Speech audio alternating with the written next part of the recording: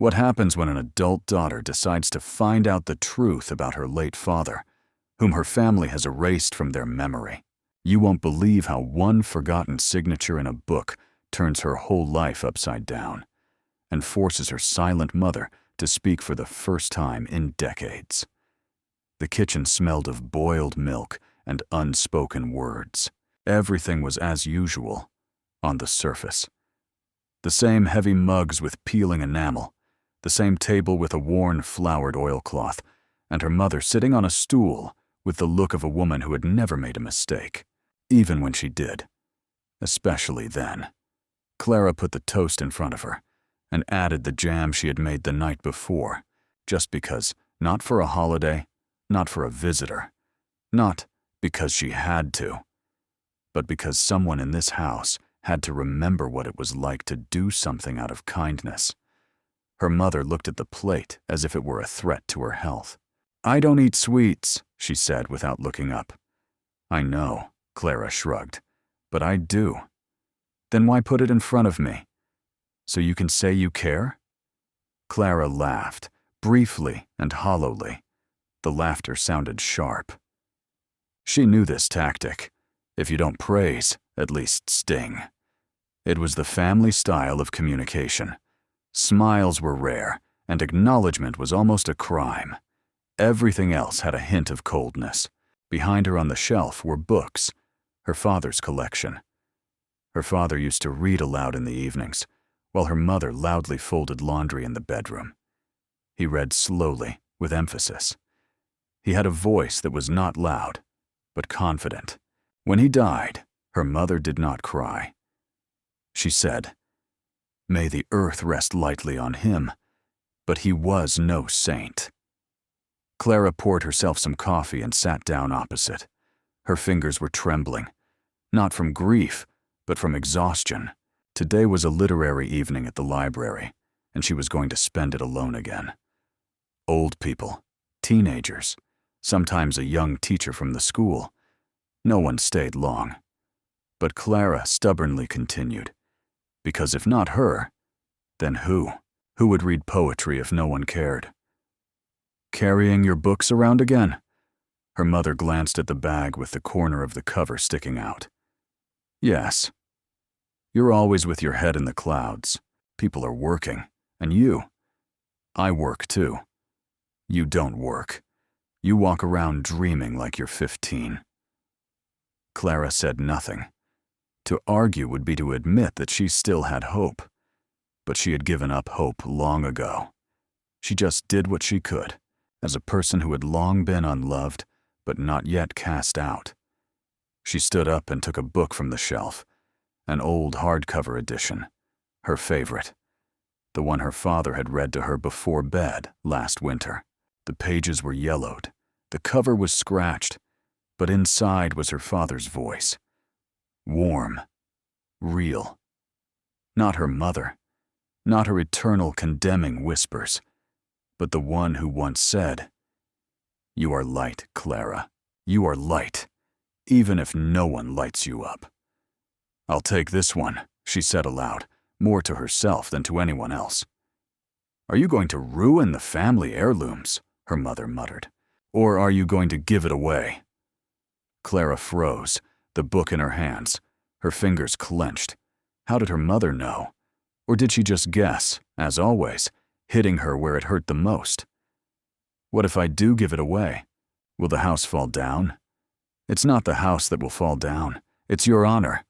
But you don't care. You're just like your father. He lived by books, too, but he never learned how to support a family." Clara nodded. Once.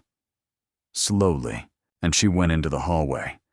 She put her coat on her shoulders, her scarf in her pocket, her bag over her shoulder. She knew that if she lingered for even a minute, she would get caught up in another meaningless conversation. She had the evening ahead of her. It might be empty, just for herself, but at least someone would listen. At the door, her mother said quietly, "Just don't come back when you realize that no one needs you." Clara didn't turn around. She just opened the door, and she closed it, smoothly, without a slam. as if there was no life there, just an archive that was long overdue for review. We've only just begun this story, but it will become even more painful and truthful. Stay and see what a person who has been rejected by his own people is capable of. The literary evening began as usual, with anticipation. The reading room smelled of dust and old wood. The lamps flickered dimly, and Clara sat at the table, rearranging a stack of books. She had put on the shirt she had ironed that morning, even though she knew no one would appreciate it. It didn't matter. It was easier not to look at herself in the mirror. The first guests arrived 15 minutes later, a pensioner with dry hands, a schoolgirl wearing headphones, and a woman from the bakery who always had time but never paid attention. Clara smiled at them, not forced, but genuine. Because who else would smile at them? Who would smile at her? "Today we're reading Sappho," she announced, handing out the sheets. "And then we'll read poems that you like." They nodded, pretending to listen.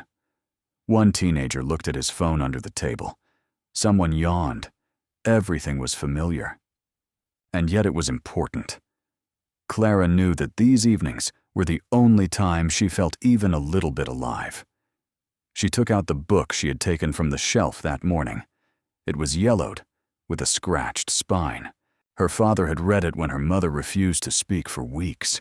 He would sit on the edge of the bed and whisper the lines as if casting a spell, not on their life, but on what was left of their soul. "I've decided to give this book away," Clara said, looking around the room. "We have a guest today. Thomas, you came after all." An elderly man in a dark coat sat against the wall. His face was sharp, as if someone had carved it with a knife on wet wood. His cheekbones were sharp, his eyes dark, and his lips were in a straight line.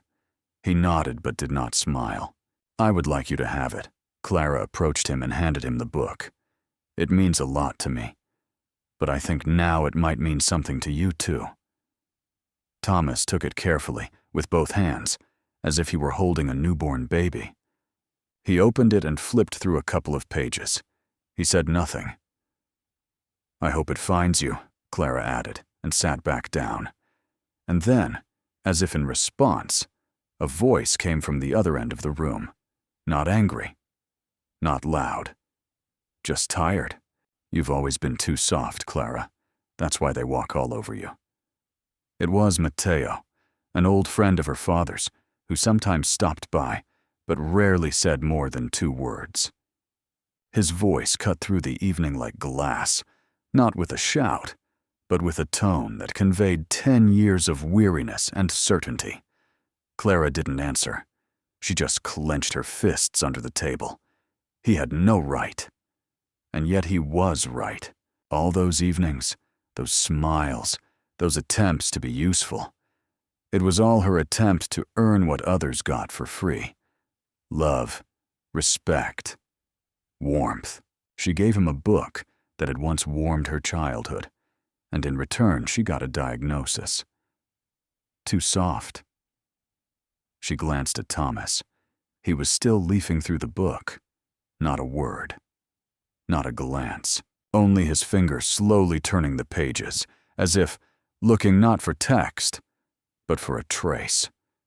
And at that moment, Clara felt not even pain, but silence. Not inside. Outside. As if the world around her had begun to look at her the same way her mother did, surprised that she hadn't given up yet. "We've reached a turning point. What happens next will change everything. You can't miss the ending of this story." The house where Clara lived was too big for 2 women who hardly spoke to each other. It always smelled of boiled eggs, mothballs, and silent tension. The walls seemed to listen, but did not pass anything on. Everything that happened inside remained there, like old things in the attic. Dusty, forgotten, but not thrown away. Every morning was the same. Her mother was in the kitchen, warming her fingers over a cup, as if everything around her was hostile. Clara was in her bedroom, tying her hair in front of the mirror, where she hadn't looked at herself for a long time. Breakfast was short, like stepping through a puddle, quick, without conversation. "You could at least wash your cup," her mother grumbled. "I wash it every time." "Not every time," I counted. "Of course, you always count everything." Their conversation was like matches on wet glass. No sparks, no light, just an annoying sound. Clara had been working in the library since her father died. At the time, her mother had said, "We have to support the family." But she herself had never worked a day in her life. She just cooked, complained, and reminisced about how everything was better when he was around.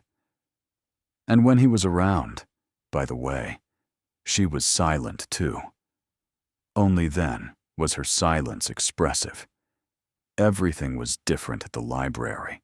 Quiet, but in a good way. At least no one interrupted her there. No one looked at her as an unfulfilled woman. There, she was just Clara. Not a daughter. Not a failure. Just a person who gave books to others. She had a colleague, Daniel. He was soft-spoken, balding, and always wore a knitted vest. He knew about her mother. He knew, and didn't ask questions. "Everything okay?" he would ask sometimes between the shelves. "Same as always," she would reply. "That's what's scary," he would nod. Sometimes he would bring her tea. Sometimes he just sat down next to her, without saying a word. And that was enough. Their department hadn't been renovated in a long time. The paint was peeling off the radiators, the floorboards creaked, and there was a heater by the door that only heated itself. But Clara loved this place. It didn't pretend. It didn't pretend that everything was fine, like people did. In the evenings, she would come home with a lump in her throat. Even if the day had been peaceful, her mother was waiting for her at home, with questions without question marks. "You came home alone again? Who was supposed to come with me? How should I know? Maybe someone would have decided to spend their life with you." "Oh my God. Mom, tell me honestly, do you even love me? What have you done to make me love you?" Clara didn't ask any more. In the kitchen stood a jar with her savings, for a place of her own someday. Inside was a little money and a photo of her father. It was the only thing left of him, and only because her mother hadn't noticed when she took it out of the drawer. In the photo, her father was holding her, a little girl about 5 years old. She was giggling, burying her face in his chest, and he was looking at the camera with weary happiness. There was light there. Real light. The kind that no longer shone in any of the windows of their home. Sometimes at night, Clara would sit in the kitchen, place the photo in front of her, and whisper, "I'm sorry I stayed." Sometimes she would add, "I'm sorry I didn't leave with you." Her father's family lived in another city. After his death, all contact was lost. Her mother never called them. She said they were not people. They didn't give us anything anyway. They thought they were better than us. Clara didn't argue, but in her heart she remembered how Uncle Thomas held her in his arms, how Aunt Elena brought her chocolate. That was before. Then it all ended. Once she tried to call, just to see if they were alive. The call was dropped, or they didn't hear it, or they heard it and hung up. She didn't try again. Now her family consisted of her mother, who loved to compare, but didn't like to remember. "When I was your age?" "Yes, Mom, I know. You were young, slim, and didn't live with someone like me." She tried to keep up appearances. In public, she even smiled, sometimes for so long that her muscles cramped up. At home, she took everything off, her coat, her bag, her mask, and she whispered to herself, "Just one more day." But ever since she gave Thomas that book, something had been itching under her skin. It was as if she had opened a door that had been propped open with a stool for so many years, and now the wind was beginning to blow through her memories. It was a gray, cool day. One of those days that creeps under your skin like dampness. People hurried along with their eyes downcast, umbrellas flapping over puddles, the city looking flat and tired. Clara stood at the window in the library and watched the raindrops run down the glass. Slowly, as if lazily competing to see which would disappear first. Her head had been aching since morning. It was as if the night had squeezed something important out of her, and now only the shell remained, which had to keep working. She sorted through catalogs, stamped cards, glued spines. Her hands did everything, while her thoughts floated somewhere in a swamp. A little later, Daniel looked into her department. "Someone's waiting for you," he said quietly, at the door. "Who?" "I think it's Thomas." With the book, Clara looked up. Something twitched in her chest. It wasn't fear. It was more like an awkward anxiety. He didn't have to return the book. She had given it to him as a gift. It was a gesture, not a contract. And if he returned it, did that mean he didn't accept it? Thomas was standing at the entrance, as motionless as he had been then, wearing a coat despite the warm day. In his hands was the same book, wrapped in brown paper, neatly folded with the corners straight as if cut with a ruler. He looked serious, almost solemn, as if he were carrying not a book, but something much more fragile. "Good afternoon," said Clara, trying to remain calm. "I didn't expect you so soon." "And I—" Thomas looked at her intently. "I shouldn't have kept this. It's not for me. It's for you." He held out the book. Clara took it carefully. The paper rustled slightly. Her hands were damp with excitement. "I gave you—" "You didn't know," he interrupted, "but now you do. Look inside." Clara removed the paper. The cover was the same, worn, familiar. She opened the first page, and everything inside her turned upside down. It was as if an abyss had suddenly opened up beneath her. She stood there, but she felt herself falling. There was an inscription on the flyleaf, neat, clear handwriting. "For Thomas. Thank you for the truth. Your friend, David." Clara sat down right there on a chair by the stand. Her throat tightened. She hadn't seen those letters, almost her entire life. But she would have recognized that handwriting, even through smoke, dust, and years. It was her father. Her father, David. Thomas sat down opposite her. "I didn't know you were his daughter. I only found out when I saw the surname, and I realized I had no right to keep this." "You knew him?" "We were more than acquaintances, but—" He looked away. It wasn't easy back then. A lot was left unsaid. A lot was lost in silence. Clara held the book as if it were an urn containing ashes. It contained her father, his hand, his voice, his truth, and Thomas, a stranger who had a piece of her past. "Why didn't you say anything at the party?" "Because I was afraid of upsetting someone's fragile balance. Now I understand that it wasn't me who upset it. It was already cracking." She closed the book. Her fingers were trembling, and not from the cold. "Did you know him? What he was like?" she asked. "I knew him for who he really was. Not the one people whisper about at the table. Not a shadow in other people's stories, but alive, angry, kind, stubborn. He was a good man. Truly." These words were not a balm. They were a knife, because she remembered too. But in the house where she lived, they spoke of him differently. Or they didn't talk about him at all. Thomas stood up. "I have to go. I just wanted to return this. So you know, he didn't leave without saying goodbye. It's just that some people pretended he didn't exist." He left, and Clara stayed behind with the book, with the inscription, with a heart that suddenly began to beat differently.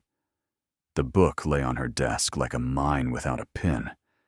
The open page with her father's writing hurt her eyes, not the words themselves, but the fact that he had written them. He had written to someone, to Thomas, to a friend, to a man who had never been in her life. Clara sat in the silence of the library. The employees had already left, and the windows had turned gray like a basement. Her fingers clenched the cup of cold tea. Thomas's words spun in her head, line by line.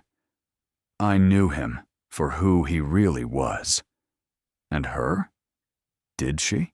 Her entire childhood world was built on unspoken words. Her father was there, and then he was gone. No hysterics, no photos on the wall, no words like, "We loved him." Her mother said that he had withdrawn into himself, that he had given up, that he didn't know how to live in reality. But now it turns out that he wrote words of gratitude. He communicated. He trusted. And her mother simply crossed him out. Clara got up and walked across the room as if she were in a prison cell. She turned mentally to her mother at the kitchen table. Mom, who is Thomas? Why do you want to know? He knew my father. He has a book. You'll drive yourself crazy with these books. She knew how it would be. Her mother always defended herself with vague excuses. You're making it up. You're being hysterical again. Nothing like that ever happened. Her usual tactic was to confuse, accuse, and take offense. But now Clara had proof. Handwriting. Name. Date. He signed the book before he died. He wasn't indifferent. He didn't disappear. He was made to disappear. And now the question was, should she tell? Should she put the book on the kitchen table and watch her mother's face contort? Should she say, I know you lied? Should she demand answers that might never come? Or hide it back on the shelf? Live as before? Hold back the pain? Believe that the past is like dust. If you don't touch it, it doesn't rise. She went to the window. The street was emptying. People were like ghosts, each in their own tunnel. And she was as if she were alone in the world. No husband, no children, no real friends. Just this book and memories that were now falling apart at the seams. Maybe I made it all up, she whispered into the hall. Maybe I just want to believe that he was better than they said. Something tightened inside her. Not fear. Anger. Exhaustion. From constantly doubting herself. Because she had always been taught. You're wrong. You're making it up. You're too soft. And now she held the proof in her hands. And she was still afraid. If I tell, everything will fall apart, she said to herself. But if I don't, I'll collapse. And at that moment, she realized there was no choice. Either the truth, or living someone else's version of her life again. And she no longer wanted to live with someone else's voice, even if her own voice trembled. She walked home as if she were going to court. The book was in her bag, pressed against her side. Her palm was on top of it, as if she could muffle the pulse beating beneath the cover. Her chest felt tight. The air was heavy and sticky, not because it was hot, but because ahead of her was the kitchen. Her mother. The truth. The door creaked. The smell of onions, soup, and vinegar wafted out of the room. Her mother was sitting at the table, as always, in her gray robe. She glanced over her shoulder. You're late again, she said dryly. Those poets of yours must be driving you crazy. Clara didn't take off her coat. We need to talk. Her mother raised an eyebrow. Speak, quickly. I'm salting the cabbage. Clara took out the book and put it on the table. She opened it to the front page. Her mother looked down and froze. It's Father's handwriting, Clara said. His signature. So what? Her voice was tense, like a taut string. He gave this book to Thomas. The same Thomas who came to the party. Did you know who he was?" Her mother put down the knife, carefully, as if it were radioactive. "Don't touch it, Clara. It's all in the past that you erased. Because I didn't want you to go where there's nothing good." Clara felt something painful tighten in her stomach. "You've been saying all your life that he left, that he gave up. And so what? Isn't that true?" Clara took a step closer.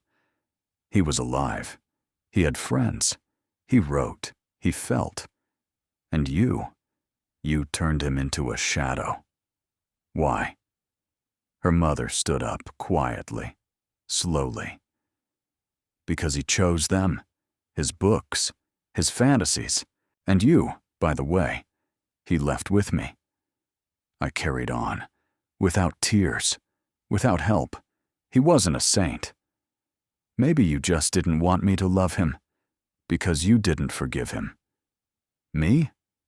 I forgave him everything. It was just impossible to live with him."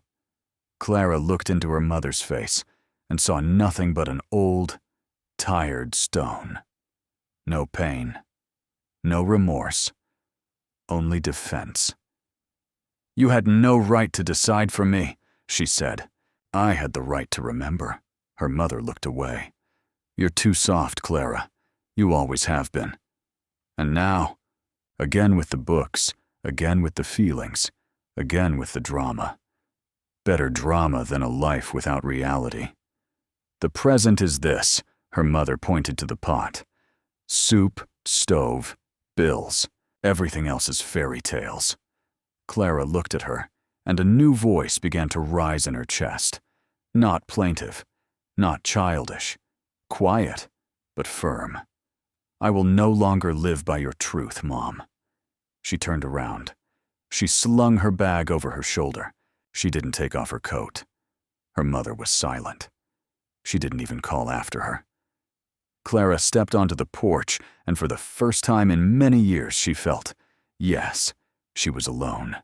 Completely alone. But not under control. Not in a cage.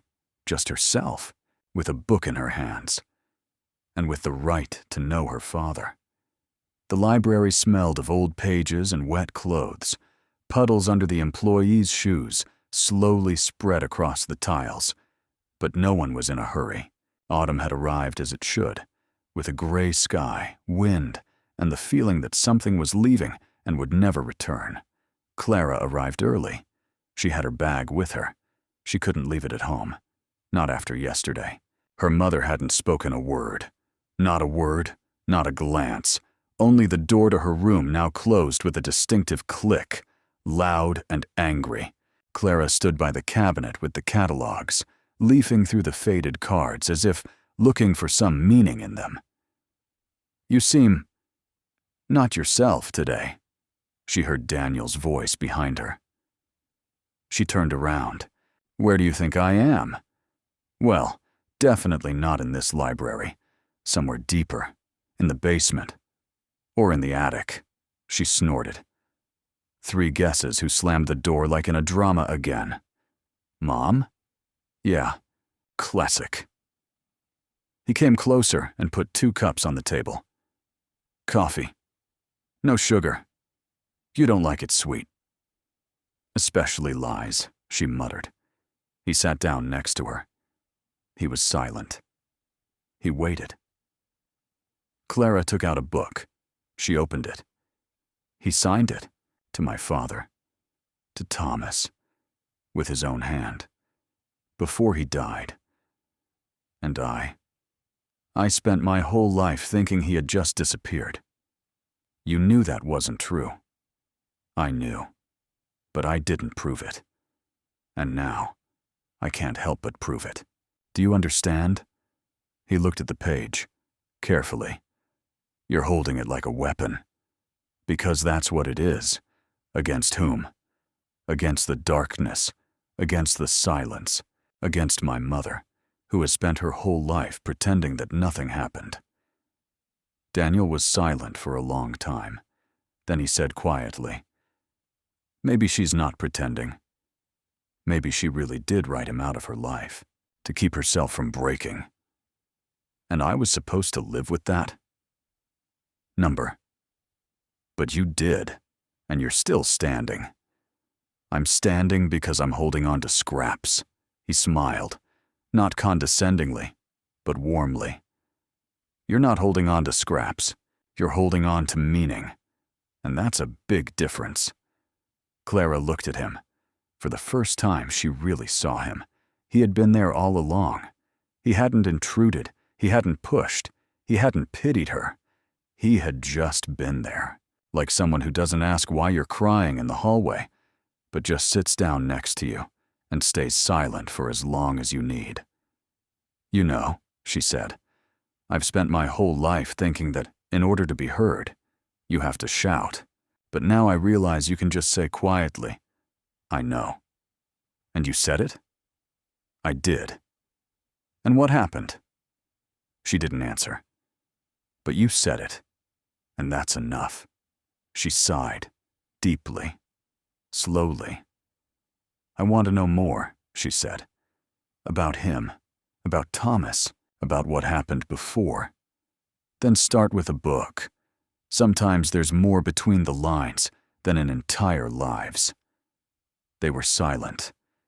And in that silence, there was more support than in 1,000 words.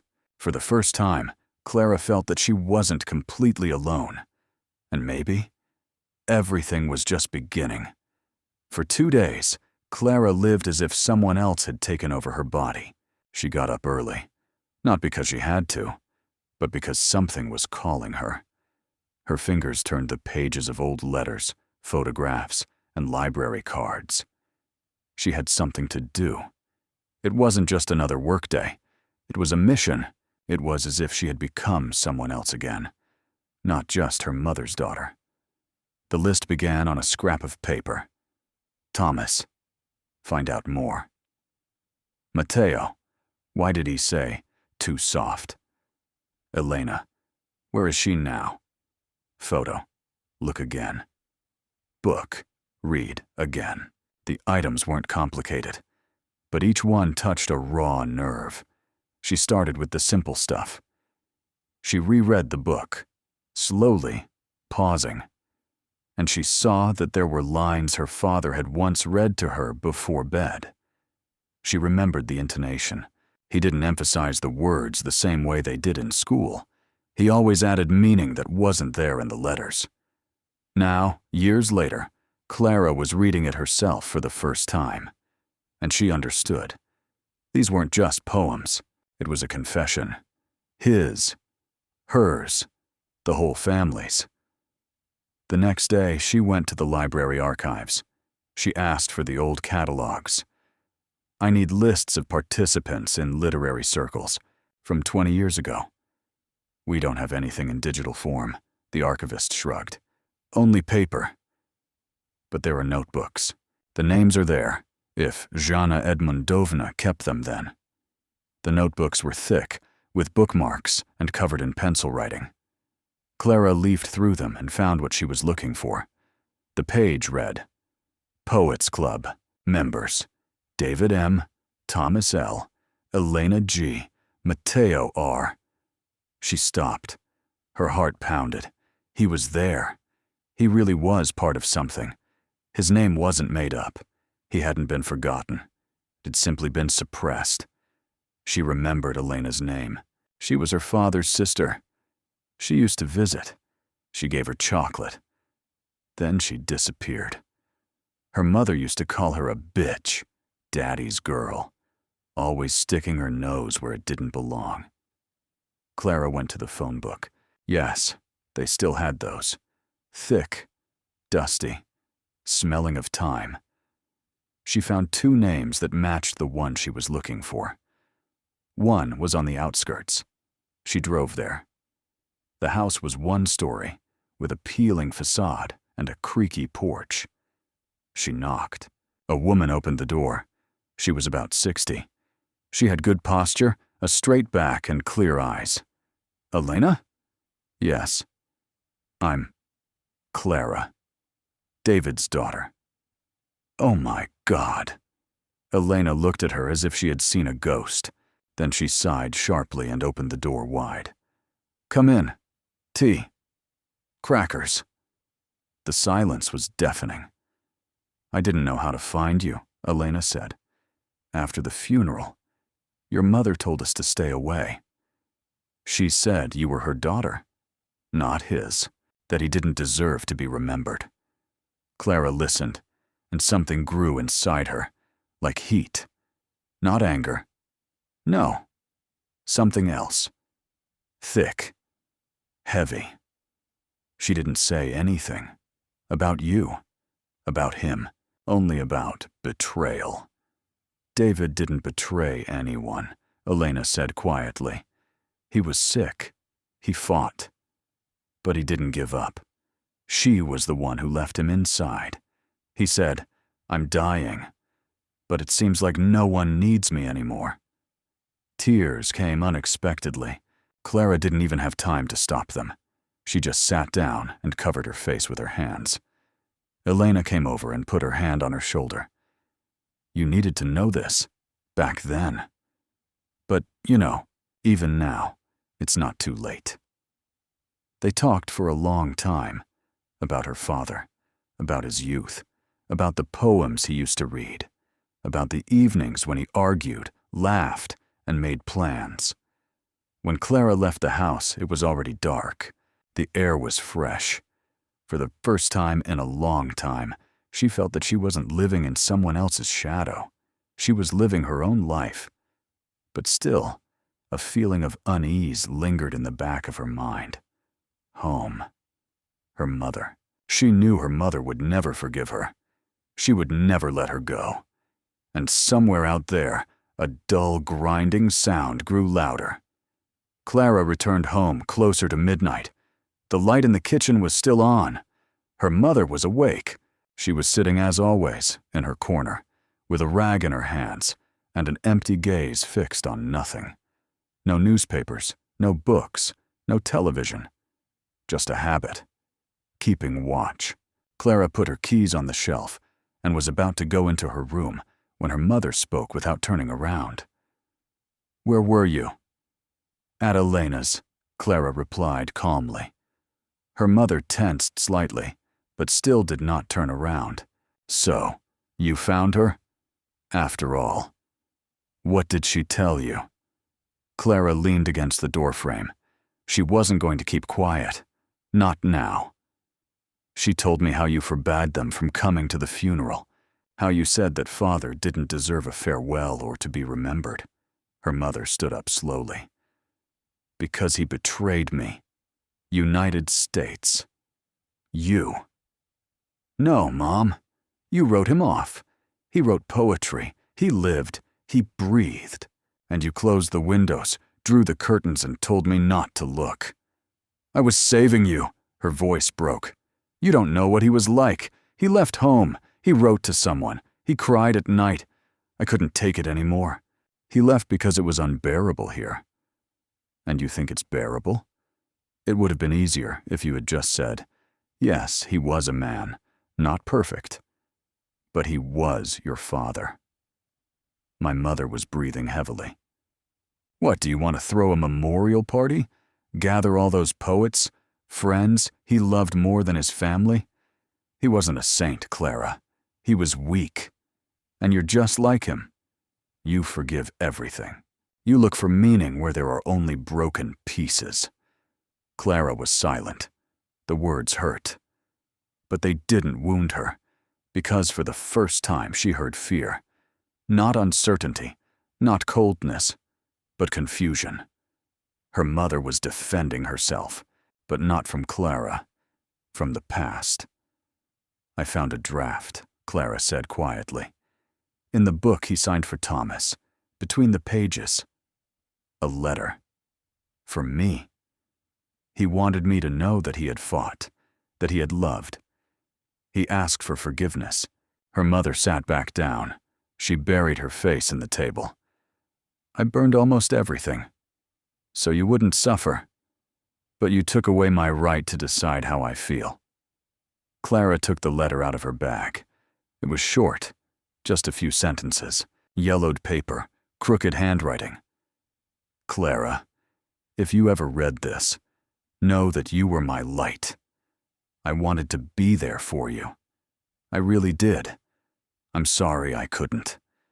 I'm sorry I let her drown out my voice. My mother recoiled as if burned. That's a lie. He was always pathetic. He wrote when he should have been working. He dreamed when he should have been saving lives. And I dragged everything down. And you didn't even give me a chance to understand him. Her mother sat silently, her shoulders slumped. It seemed as if she herself had suddenly become smaller. Clara stood over her, not as an accuser, as a person who had finally stepped out of the shadows. Now I want to hear everything. No filters. No, he betrayed us.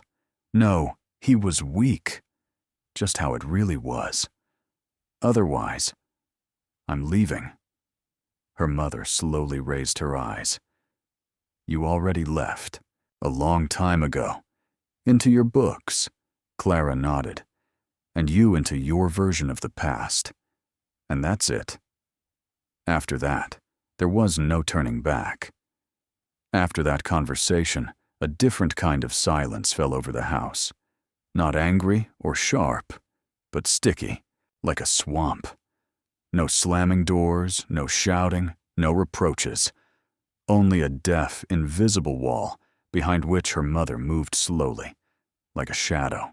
Sometimes Clara heard her putting the kettle on, splashing water into a basin, turning on the radio for half a minute, and then turning it off again, as if she were looking for sounds that could drown out her thoughts. She didn't find any. Clara walked as if on glass. It seemed to her that she had rebelled, opened Pandora's box, and out came not only memories, but also the stares of strangers. People began to whisper. Did you see Clara with that Elena again? One neighbor asked another at the entrance. Yeah, right. They say her father went crazy once. Now she's going the same way. It's all because of books. They're not for normal life. Matteo came to the library again. He sat down in the hall, as if by accident. She noticed him exchange glances with another woman. Then he approached her. Do you think you're going to prove something? He asked bluntly, without lowering his voice. I'm not trying to prove anything. I want to know. Sometimes it's better not to know. Sometimes the truth is just a beautifully packaged lie. Your mother went through everything. And you? You came to destroy it? I came to get my father back, at least in my memory. Don't you think it's more convenient for you to be a victim? And you, a judge? He left. She was left with trembling hands. She knew that's how it always is when you touch someone's heart. When instead of sympathy, you get reproach. Shut up. Suffer. Don't rock the boat. A day later, her aunt on her mother's side called. What are you up to? You know he left her. Her, all alone. I know I was lied to. Don't lie to yourself. She saved you. You live on books, and she fed you borscht. It was funny, but it hurt. It seemed that no one wanted her to know, to remember, to feel. That same night, her mother finally spoke. One word. Traitor. Clara was sitting in the kitchen, drinking water from the tap, when she suddenly heard it. Through the wall. Not to her. Not to her face. But clearly. Like a spell.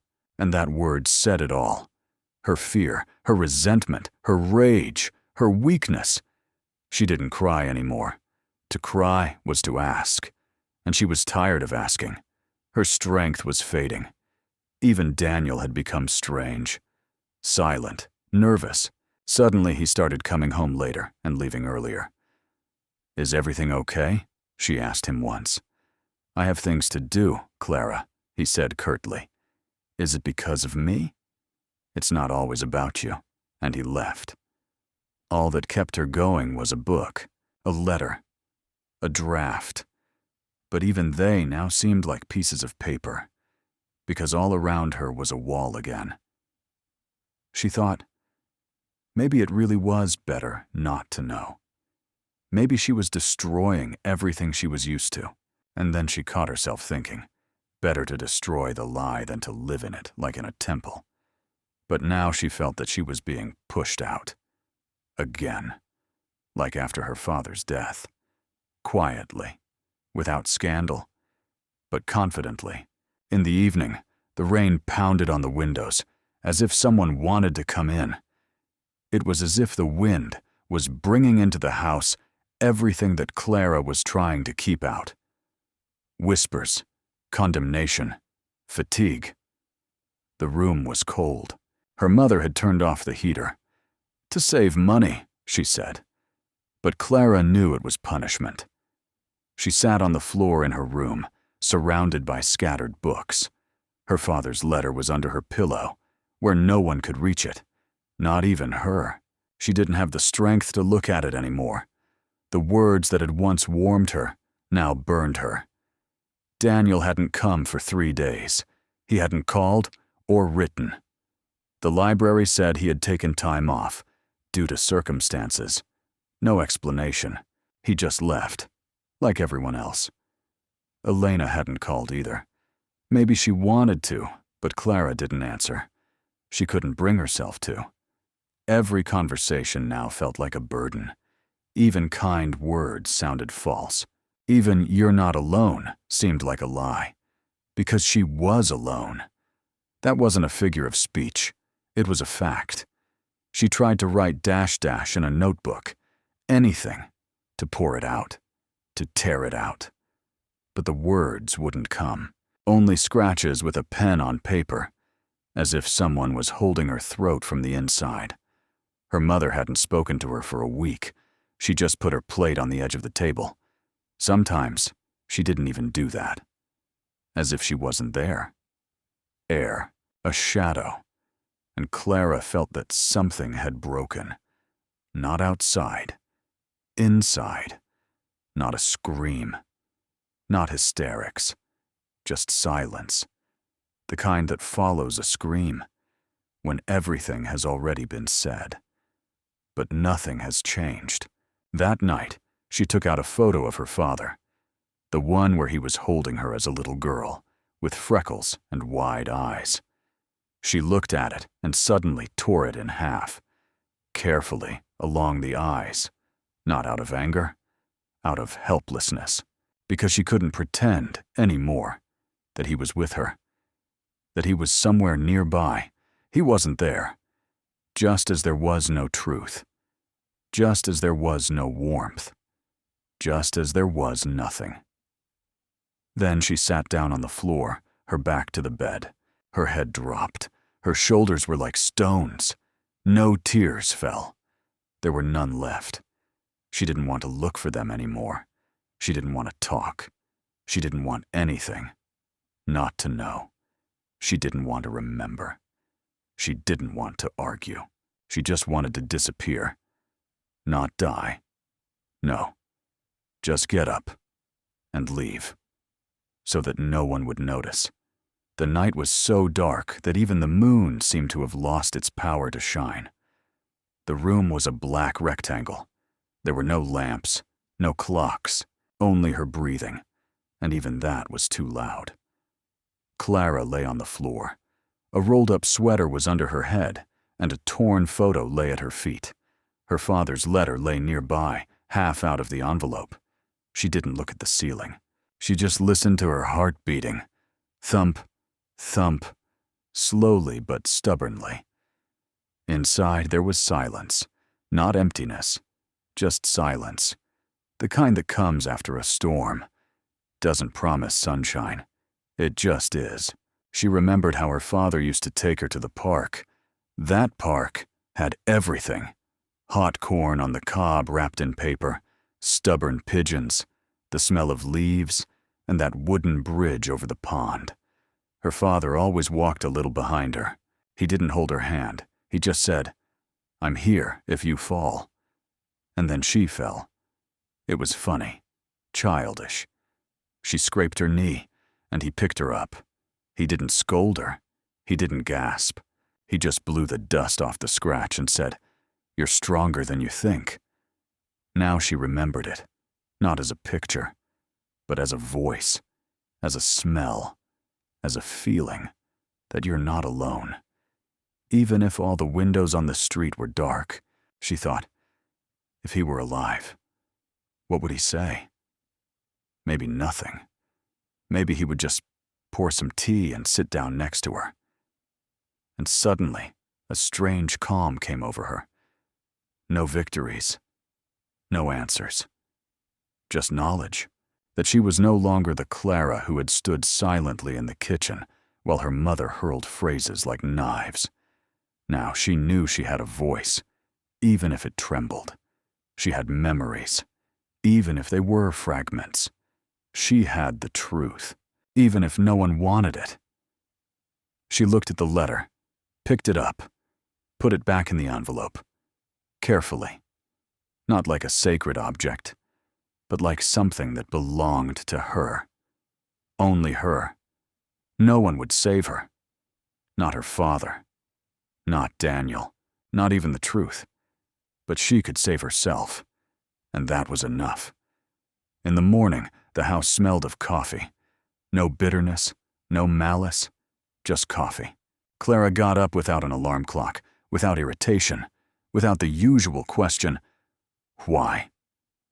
She stretched, sat down on the bed, and realized that for the first time in a long time, she wasn't afraid to start the day.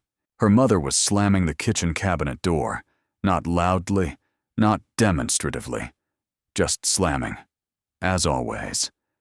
But now it didn't matter. Clara washed her face, combed her hair, and looked in the mirror.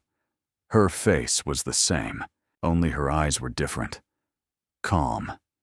Not resigned, no. Just determined. She made herself some tea, took out some bread, and spread butter on it. No drama. No feigned cheerfulness. Like someone who no longer has to try to please anyone. Just be. Her mother sat down opposite her. She didn't say hello, and Clara didn't say, "Good morning." They ate in silence. But this silence was different. Not icy, just peaceful. Each had their own. When Clara got up, she took out a folder. Inside was a letter, a copy of a book, and a draft. She knew she wouldn't hide it anymore, and she wouldn't wave it around like a banner. She would just take everything to the library, to the closed collection, so that it would remain, for others, for herself. She wrote a short note to Daniel. "If you're ready, I'm still here. No hard feelings, just here." Not out of despair, out of freedom. A separate letter to Elna, with gratitude, no claims, no need for continuation. The words, "You helped me come into the light, even if it's back into the shadows again. Thank you." And that was it. No final scene, no fists on the table. Just life. Now hers. Before leaving, she paused in the doorway and looked at her mother. Her mother did not take her eyes off her cup. "I don't hold a grudge against you," said Clara. "I just don't live your truth anymore." Her mother was silent, but her hands trembled. "If you want, we can talk, but as equals." "You've changed," her mother said hoarsely. "Number, I've just come back." Clara left the house. Her bag was on her shoulder, and it didn't contain stones. It contained documents, a book, and a notebook. Not for fighting, for continuing. The wind was cool, but not cold. She walked neither faster nor slower, just at her own pace, and for the first time, she didn't feel any pain inside. Clara returned home late, not because she was tired, but because she was in no hurry. At the library, she handed everything to the archivist: the book, the letter, and a copy of the draft. She asked her to sign it as a personal donation. David M. from his daughter. No fuss, just so it would be kept. When she opened the door, the house was dark. Only a faint light came from the kitchen. Her mother was sitting as before, with a cup in her hand. Only now both her hands were on the table, and she was staring into the corner. Clara put down her bag and took off her coat. She walked past her. Almost. "We never really talked," her mother said quietly, as if into the water. "Never." Clara stopped, but she didn't turn around. "Because you wouldn't let me. Because I was afraid. And I've lived my whole life in fear of you." They were silent. Then Clara approached her after all. She sat down opposite her. She placed her palms on the table. No closer. No further. Just opposite. "I don't want to hate you, Mom, but I'm not going to excuse you. You don't have to. I don't justify myself either." She looked up, and for the first time, Clara saw something other than armor there. Not steel. Exhaustion. Deep. Old. Like a lake that no one had touched in 20 years. "I was afraid that if you remembered him, you would forget how hard I tried. But you didn't try. You were angry. I was trying to survive, Clara. In my own language. As best I could, Clara nodded. Not in agreement. In understanding. "We were different," her mother continued. "I was a blanket. He was the wind. And you grew up in that draft. And yes, I was jealous. Of your freedom. Of your memory. Because I have none left. You could have just said so. I didn't know how. I wasn't taught.